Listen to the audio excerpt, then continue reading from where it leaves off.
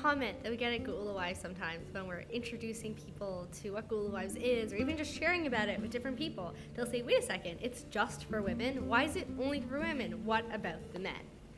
And my inner response to this usually is, wait a second, isn't the women enough? Like, isn't us showing up and doing our inner work enough? And people usually say this in a way of like, why should it be all in the women? And of course it's not all in the women for shalom bias. There's two people in this marriage. But if I'm a woman, I'm going to start with me. I'm going to give my 100% and trust that that's powerful, and trust that that's enough, and trust that my husband is going to show up in incredible ways. And part of that trust, that is part of my giving my 100%.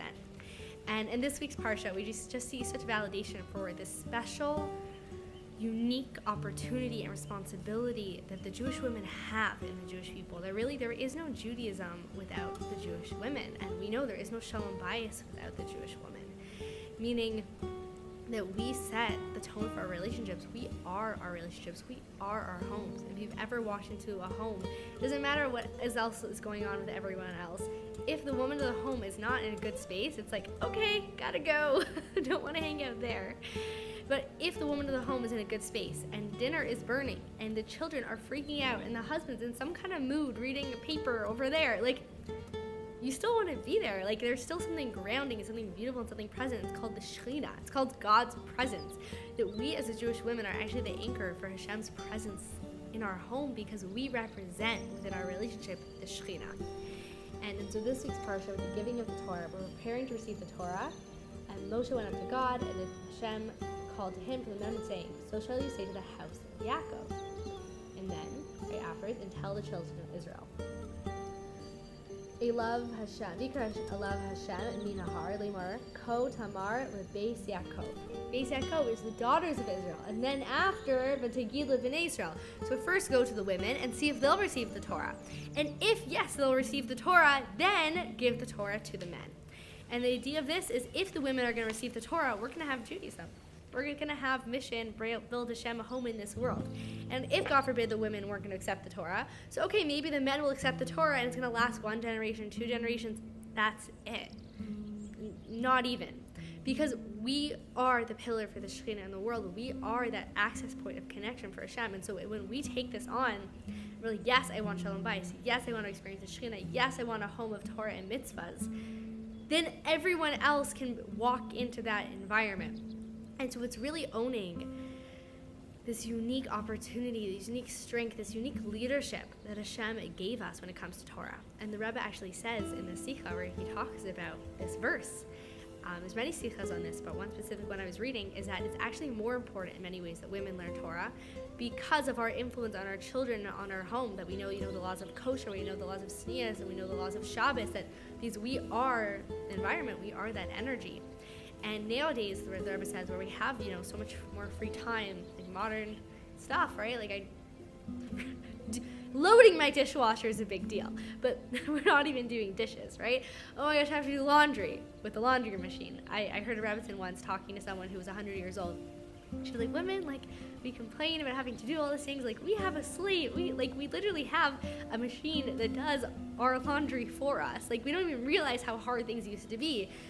Every single day, domestic things. And so because, Baruch Hashem, we have all these modern advancements in our lives, right? We're driving cars, we're not taking hours to get places, all these things, and we have access to studies, to books online, we can access Torah at our fingertips.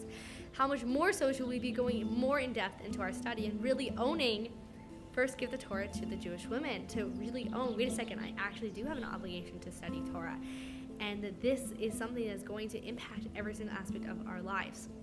And so I think that there's something just so beautiful about this. And also what Rashi says there is that when it says speak to the Beis Yaakov, it says speak with a way of gentleness. Because this is the way of women. Speak to us in a way that we're going to really receive it. Speak gently.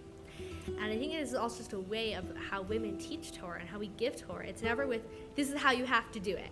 It's with a way of gentleness. It's a way of, this is for your own benefit. This is beautiful. This is a gift from Hashem.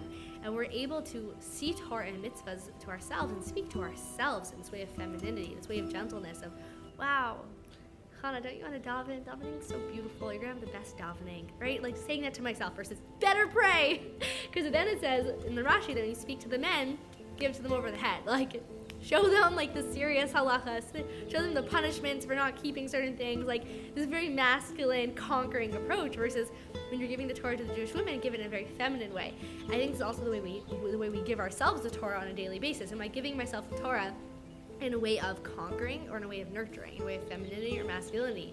Of like, okay, Shabbos is going to be beautiful, I want to make Shabbos, yes, it's going to go great, versus I have to do this, here's the list, let's go. It's very different energy.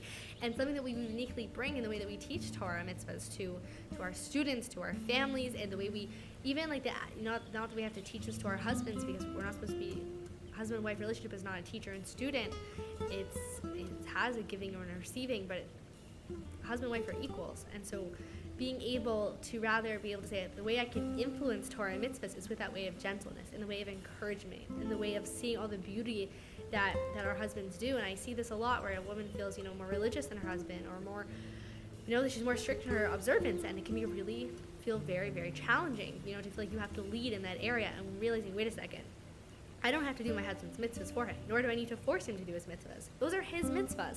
But I can see the beauty in his mitzvahs. I can notice when he does. I can encourage. I can sing the praises. I can be grateful. And I can really enjoy, let's say, the only thing a man is doing in their house that week is making kiddush. So, really being present and really being gentle and nurturing and, really enjoying his mitzvahs is this feminine way of bringing Torah mitzvahs to our home. Versus what's lacking, what isn't there, is it being done perfectly, is it being done on time, all these things. And really starts with the way we approach Torah mitzvahs with ourselves, is being gentle and nurturing and encouraging ourselves.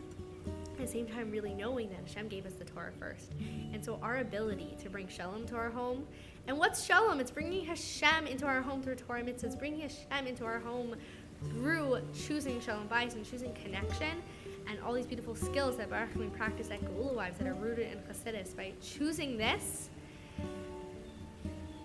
we're really, really living in line with Hashem's vision for us as this unique feminine leadership that we get to have within our homes and within our hearts, and the way that ripples out to all of Am Yisrael. Thank you, and have an amazing Shabbos.